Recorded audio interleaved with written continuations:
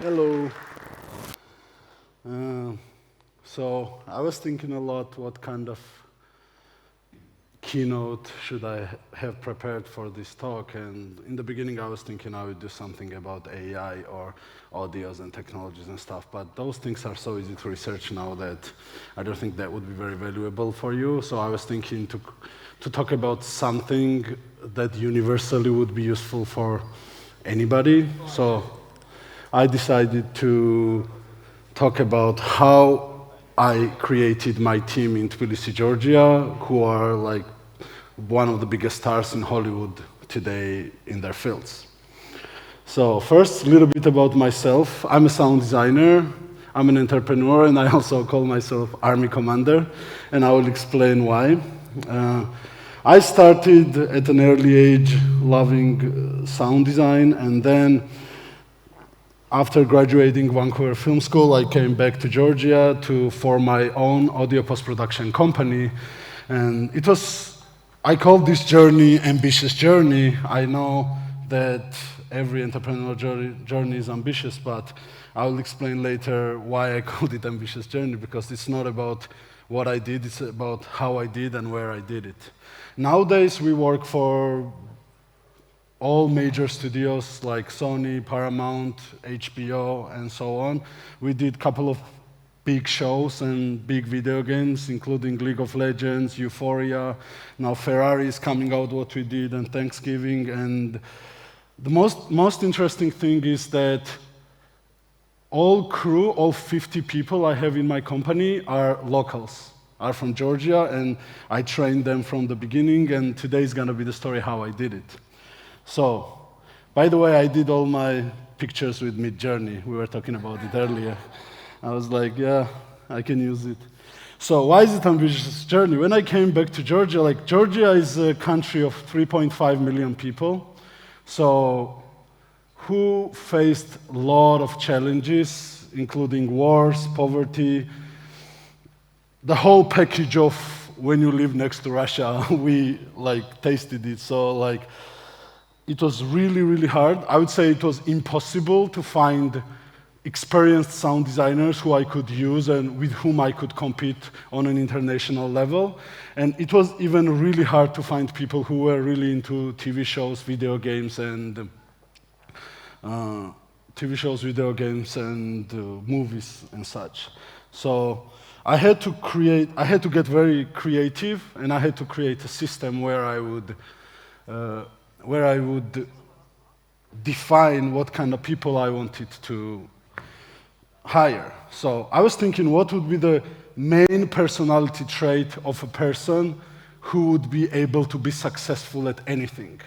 Because Foley, probably a lot of people don't even know what it is here, and sound design, more people know it, but still, like, it was impossible to find somebody who was good at it. So then after thinking and analyzing all the great mentors I had, all the great artists I worked with, and I was blessed to work with amazing directors and amazing composers and amazing editors, I realized there was one thing that everybody shared. It was curiosity. So in my mind, curious minds are unstoppable. There is no way that curious mind won't solve a challenge. No matter of circumstances, no matter of how hard it is, it's impossible for a curious mind not to be successful. And they don't do it because to get paid, or they don't do it to get the outcome. It's just they really, really enjoy learning things and really, really enjoy to be curious about things.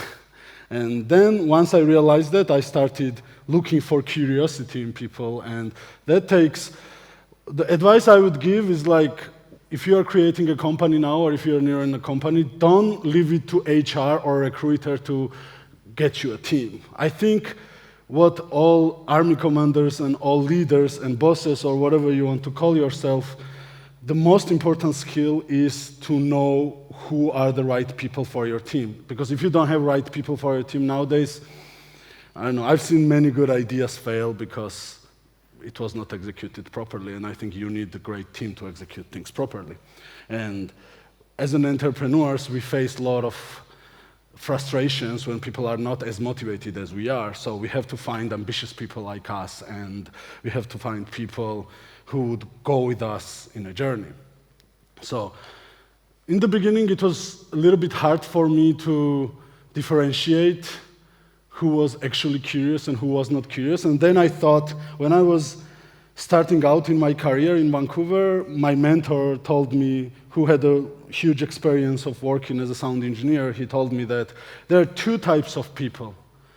People who solve problems and people who make problems. So you gotta choose whichever you are, and that's gonna define your career. So it stuck in my mind. I really chose the right side, of course. It would be silly to choose the problem-making side. And then I was thinking a lot about it, and I started differentiating people into two groups, bystanders and doers. In my mind, bystanders are people who always have a very legit reason why they could not do something. They always have a legit reason why they could not do something, and doers are people, no matter of circumstances, they will find a way how to do it. So that was the second thing when I started to differentiating people and choosing who I wanted to hire, because I had to train these people, and I had to make them love sound, and I had to make them very interested in what we do. So it would take a lot of time for each person to grow, and then they would train other people, of course. So, yeah, and then I created my elite army of rock stars. That's also my journey. And I call it elite army, not a family, because family for me is a bad analogy. Family is like unconditional love. Family is when somebody's part of your family, you just want to make them happy. You just want to, and you are not asking anything in return. Their existence is a happiness for you because they are so close to you. And I think it could be even exploitative from an employers to employees that they say like, oh, we are family. It means that they want to make you do some things that you should not do or whatever. And also, the qualities that as a friend, as a family member you should have doesn't really align with the qualities that you should have on a battlefield. I think when you're building a business, you are not on a picnic, on a vacation with a family, you are on a battlefield in a war. So I started looking at it as an army instead of a family, and I guess it worked because people were not trying to make me happy, people were trying to realize their ambitions and realize their goals. And then I started thinking about what are the key qualities of every member, every rock star of the army. And then it came down to 3 qualities. That was something my mentor, who's been one of the most successful entrepreneurs and sound designers, Wild Statement, he gave me this advice. He told me, like, I've trained many people, and there are 3 qualities which have to be in balance. It's expertise, ambition, and integrity. And they really, really have to be in balance, and that's why I made this cool percentage thing. So, like, it can never be perfectly balanced, but it should be in balance. Like, if you have somebody who has too much ambition, but doesn't have expertise, you just get a cocky person who's not helping you much and just annoys you. And if you have somebody who has a lot of integrity but has no ambition, you just get... That could be a really good friend, not because they don't have ambition, because they have a high level of integrity, but as a soldier and as a team member, it will be really hard to succeed with them because, yeah, like it's important to have ambition, but you have to have expertise and integrity aligned with it in harmony to make yourself successful. And once I started like training these people and creating Rockstars, and these people, like, for example, I found one of my biggest star sound editor, sound designer, in a bar. He was a waiter, And now he was part of Euphoria, and he's done one of the biggest projects in Hollywood. And my Foley artist I found in near a smoking area. Like, I was like, hey, what do you do? And he was like, yeah, I dance. And I was like, yeah, let's go do Foley. I said, what's Foley? And I'll explain it to you later. And then now he's also one of the biggest Hollywood stars in his field. So I realized that one thing is I've seen a lot of people who try to not teach things to other people because they are afraid that they will leave or they will compete in the future. And I find it very silly because I think if a doer, if a rock star wants to learn something, there is no way you can stop them. They gotta learn it anyway because they can self-educate, they can research, they can ask other people, they will do anything. As I said, no matter of circumstances, they will be successful. So if you don't train your team and if you don't make them really good at what they do and if you don't help them to balance these things, it's gotta be impossible to achieve any big goals. That's what I found out. And then once you train them, then I heard many times, what if they leave? Well, that's our jobs as army commanders, as leaders, to keep them. And I found there were three things which are very important for rock stars, for high performers, I don't know, whatever you want to call it, and it's by the order I have it. First one is fulfillment. You probably saw this animation Soul, when the guy is talking about that whenever he plays jazz, he's in the zone. It's like enjoying the process, right? So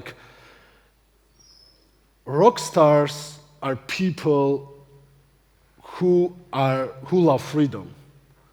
So they're not gonna be people who would do something they don't like for 9 hours to hang out for 4 hours after and on weekends and then go for a vacation for 1 week. They want to be always active, always innovative, always doing, always improving. So unless they love the process, there is no way you can keep them. So you should always give your team members something to improve upon, a space to grow. Because if you don't let them do it, there are two things that's going to happen. You will realize they were not rock stars or they will leave. Because there is no way, I've tried many things and there is no way you can keep somebody like that unless you let them to improve all the time and become bigger. And second thing is status and recognition. In film industry, it's very easy.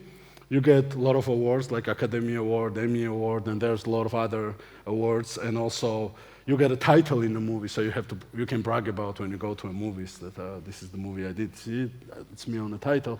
And I think in corporate world, it's pretty easy to give status and recognition to your rock stars, and it is very important. And I put it above money because I've never seen anybody who's great at something what they do just doing it for money. But I'll get to the money part. So status and recognition is something crucially important for doers, for rock stars to be fulfilled, and it helps their fulfillment. So they get the validation that whatever they do is right. And third thing is compensation. I mention it separately because I've seen this toxic behavior between money people and artist people, that money people manipulate artists that, oh, are you doing this for money? You should do it cheaper. You should not be getting, there's a stigma, especially in Georgia, and I've seen it other places too, that artists should starve, which is the biggest bullshit I've ever heard, and I've heard it many times. I think, and it's not about money. Not only is good that you're up in the Maslow's pyramid scheme, it's also a status, it's also a recognition that what you're doing it right. Like how good entrepreneur is defined, with an exit or with the valuation of a company or with how, basically to say, that's how I learned because I never went to business school, how much money you keep, it defines if you have a good business or a bad business. So the same thing can happen to every artist, same thing same mentality can be applied to every rock star you have. And there was also one really, really interesting thing that I realized talking to my very smart friend who's in an audience about how I did things, because I was not realizing why people were following me. And then I realized that it was because I had a very clear vision. And vision is something you see a lot on paper, but people don't really mean it. You know, like they ask consulting groups or like freelancers to write a business plan and write vision and mission, and when you ask them, they either don't know it or whatever they say, it's not very clear and they don't even understand it. Vision is important because nobody should be working for a leader or an army commander or a boss. If you want people working for you, go to therapy and think about your abandonment issues and whatever it is. Like, people should be working for the vision. And vision is something I put like up there, and everybody, including myself, we work for a vision. Our vision was to tell stories with sound, and mission was to help directors and game developers to tell their stories through sound. And our ambition was to be the best at it. Like, it's really hard to define who's the best, especially in art, but having that ambition helps you to achieve big things.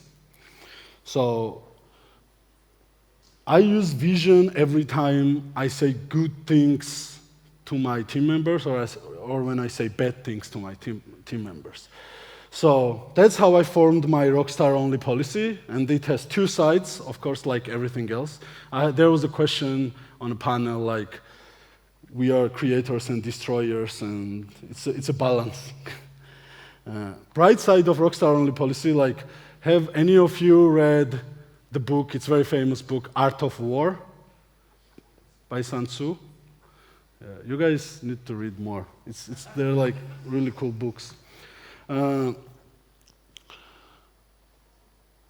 Sun Tzu mentions many times how small, effective, with high moral and great strategy teams be like advantages over large, clumsy teams. And that was thousands of years ago, and I think it still applies. The reason I like that book is like all these tactics, you can use it in business. That's why I, like, whenever, like, what kind of sound book should I read when people ask me, I was like, read about Stoicism or read about philosophy or read Sun Tzu, because you see how fundamental those things are. And bright side is really like when you don't have too many resources, and a lot of startups don't have a lot of resources. Like when I started out, I did not have any capital. Like, it was not that I got funding and then I started doing things. I started doing like very slowly, and then you have to be very careful who you hire and who you work with. Otherwise, you end up with people who are bystanders and you're not gonna go far. So, like, having a small team makes advantage for you to be more agile, to be more flexible, more adaptable, and it has many good sides which you can think about. And the dark side of Rockstar-only policy. Dark side of Rockstar-only policy is you have to let bystanders go. And that's not an easy thing to do.